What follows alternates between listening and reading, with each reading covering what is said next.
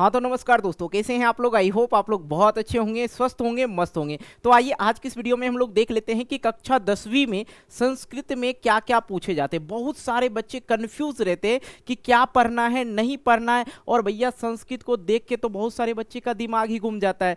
Sir समझ में ही नहीं आता, सर संस्कृत पढ़ने नहीं आता तो मजा कहाँ से आएगा पढ़ने में। मेरे भाई अगर आप लोग का भी यही सवाल है ना तो इस वीडियो को पूरा वॉच कर लो। अगर आप लोग पूरा देख लोगे ना तो एकदम समझो कि संस्कृत का टेंशन आज के बाद खत्म हो जाएगा। क्योंकि आज की इस वीडियो में मैं आप लोग को बताने वाला हूं कि संस्कृत में क्या क्या पढ़े कि 100 में 100 ठोक देंगे। ठीक है। अब भैया आप लोग सोच रहे होंगे सर कैसे, हाँ इसीलिए तो मैं बता रहा हूं, पूरा वीडियो देख लो। ठीक है। व्याकरण से सर क्या क्या पूछे जाते हैं, किताब से सर क्या क्या पूछे जाते हैं, 100 मार्क्स कैसे लाए संस्कृत में सर। क्योंकि सर मैथ समझ में आ जाता है, हिंदी समझ में आ जाता है, साइंस समझ में आ जाता है, सोशल साइंस समझ में आ जाता है, लेकिन सर संस्कृत समझ में नहीं आता तो कैसे होगा। तो मेरे भाई सबसे पहले इस वीडियो को शुरू करने से पहले ही मैं आपको बता दूं कि मैंने एक जबरदस्त वीडियो बनाया है कि संस्कृत कैसे पढ़ें।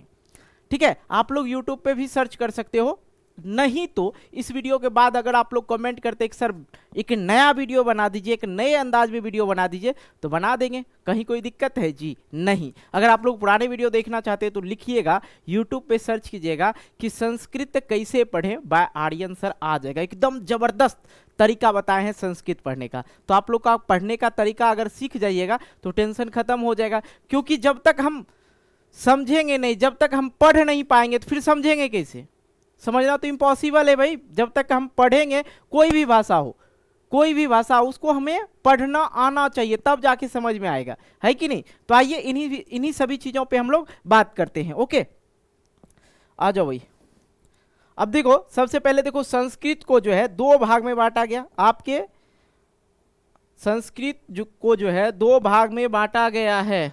ठीक है। अब कहोगे कौन कौन से भाग में सर। एक तो हो गया आपका संस्कृत व्याकरण और दूसरा आपका हो गया संस्कृत वाला किताब। ठीक है। हम 10th वाले बच्चों के लिए ही बता रहे स्पेशल। ठीक है। आप कोई भी बोर्ड से हो, कोई दिक्कत की बात नहीं है। ठीक है। अब देखो भाई संस्कृत व्याकरण की अगर मैं बात करूं तो आपके बोर्ड एग्जाम में, ठीक है, बोर्ड एग्जाम में संस्कृत व्याकरण मतलब संस्कृत ग्रामर से कितना प्रतिशत पूछा जाता है, तो 60% जो है यहीं से पूछा जाता है। ठीक है। और 10% जो है आपका अनुच्छेद हो गया।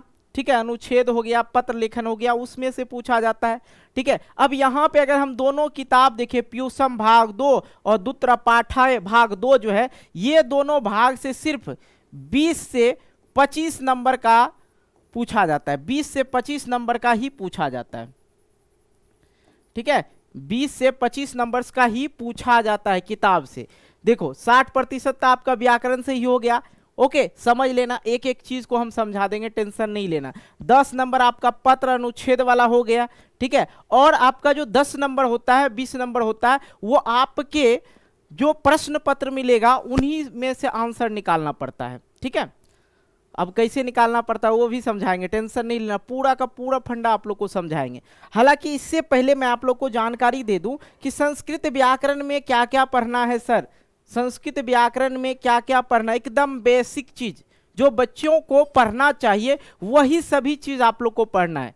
ठीक है। जैसे कि आप हिंदी सीखने के लिए जो जो चीज समझे थे, जैसे वर्ण, वचन, लिंग, हिंदी पढ़ने के लिए आप लोग समझे थे ना, उसी प्रकार से संस्कृत समझने के लिए भी आपको ये सभी चीजें याद होना चाहिए। कहीं कोई दिक्कत नहीं ना। और यही सभी चीज से प्रश्न आपके बोर्ड परीक्षा में भी पूछा जाता है, इसलिए मजा आएगा और समझ में भी आएगा। देखो क्या क्या पूछा जाएगा। वर्ण, वचन, लिंग, संधि, समास, प्रत्यय, उपसर्ग, अव्यय, लकार, कारक। अब कहोगे सर इसकी वीडियो मिल जाएगी। जी इसकी वीडियो मिल जाएगी, मैंने पहले ही बना के रखी है। ठीक है। जब 2024 वाले जो बच्चे थे उन सभी बच्चों को ये सभी चीज पढ़ा रखे। अब कुछ बच्चे कहेंगे सर नए सेशन में नए तरीके से पढ़ा दो, तो बिल्कुल आप लोग का जो है संस्कृत शुरू हो जाएगा, तो टेंशन ही नहीं लेना है, कहीं आपको पढ़ने की जरूरत होगी। 110% आपको यहीं पे समझ में आएगा, कोई दिक्कत की बात नहीं।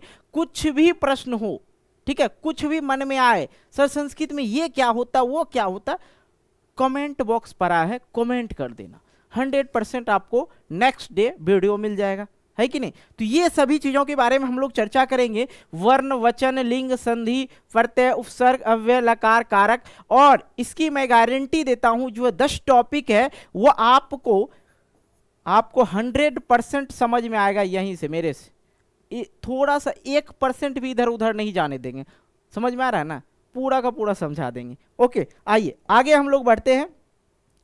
पत्र लेखन, ये भी मैं आप लोग को बता दूंगा, अनुच्छेद भी बता दूंगा, टेंशन नहीं लेना है। 8 नंबर का किसी बोर्ड में 10 नंबर का, किसी बोर्ड में 5 नंबर का पत्र लेखन पूछा जाता है। तो ये ज्यादा कुछ है नहीं, दिमाग नहीं लगाना, आराम से हो जाएगा, ठीक है। आगे आते हैं, तो आगे देखिए ये है आपका, देखो 8 नंबर का है ना, इस यहाँ पे पूछा गया है, कितना नंबर का, 8 नंबर का पूछा गया है। अरे भाई चल जा, 8 नंबर का पूछा गया, कहीं कहीं पे 6 नंबर का पूछा जाता है, तो कहीं कहीं पे 5 नंबर का पूछा जाता है, ठीक है। यहाँ पे 4 नंबर का पूछा गया है, देखो 4 नंबर 2 गुने 4 का मतलब हो गया 2 प्रश्न का जवाब देना है। एक प्रश्न पे आपको 4 नंबर मिलता है, 2 प्रश्न पे कितना मिलेगा, 8 नंबर मिलेगा। ओके, आ जाओ आगे हम लोग बढ़ते हैं। यहाँ पे अनुच्छेद जो है आप लोग का 7 नंबर का अनुच्छेद भी पूछा जाता है, ठीक है। इसलिए मैंने बताया कि किताब में 20 से 25 नंबर का ही प्रश्न पूछा जाता है। और जब एग्जाम का समय होगा उस समय से पहले, कुछ समय पहले मैं आप लोग को बता दूंगा कि किताब में से क्या क्या पूछा जाता है। ओके, ज़्यादा टेंशन लेने की ज़रूरत नहीं है। ये अनुच्छेद है, अनुच्छेद में ज़्यादातर ये जो मैंने आप लोग को लिख के दिया है, दीपावली हो गया, प्रिय कवि हो गया, मम प्रिय कीड़ा हो गया, पाटलिपुत्रम हो गया, विश्व बंधुत्वम हो गया, इन्हीं सभी चीज़ों में से 100% आपके बोर्ड परीक्षा में रहेगा, टेंशन लेने की बात नहीं है। आगे आते हैं कि किन्हीं 6 वाक्यों को अनुवाद संस्कृत में करें। संस्कृत में अनुवाद जब मैं आप लोग को लकार पढ़ाऊंगा ना, अभी भी सर्च करोगे तो 1 नंबर पे वीडियो आएगी, लकार जब पढ़ाऊंगा तो आराम से सारा चीज़ कवर करवा दूंगा आपके बोर्ड एग्जाम के हिसाब से, आपके सिलेबस के हिसाब से। ओके, अब देखो यहाँ पे जो है लघु उत्तरीय प्रश्न जो सिर्फ पूछा जाता है 16 नंबर का, जो आपके बुक से रहता है, ठीक है। उसमें भी देखो, हिंदी से ही प्राचीन काल में पाटलिपुत्र को शिक्षा का केंद्र क्यों माना जाता था, ठीक है।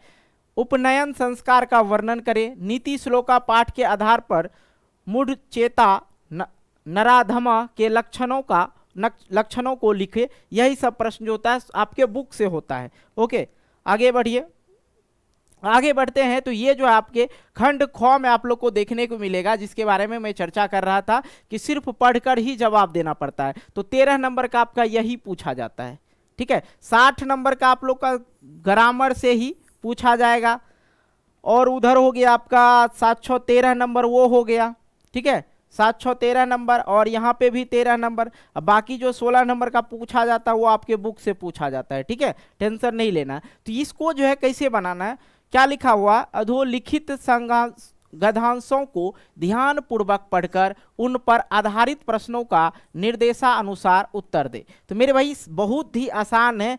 भारते षष्ठ ऋतुआ संति, ये जो है आप लोग को, ये अगर मैं अभी पढ़ के सुनाऊं भी तो आपको समझ में नहीं आएगा, क्योंकि आपको संस्कृत पढ़ने नहीं आ रहा, कम कम आ रहा होगा, थोड़ा थोड़ा सा आ रहा होगा। तो ये करना क्या है, जो कहानी दिया रहता है, ये जो देख रहे ये कहानी दिया होता है, और यहाँ तक आप लोग को पढ़ना है, यहाँ तक पढ़ना है, और आगे जो है इसका जवाब देना है। आगे जो है इसी तरह से पूछा जाता है, एक पदेन उत्तरता, ठीक है।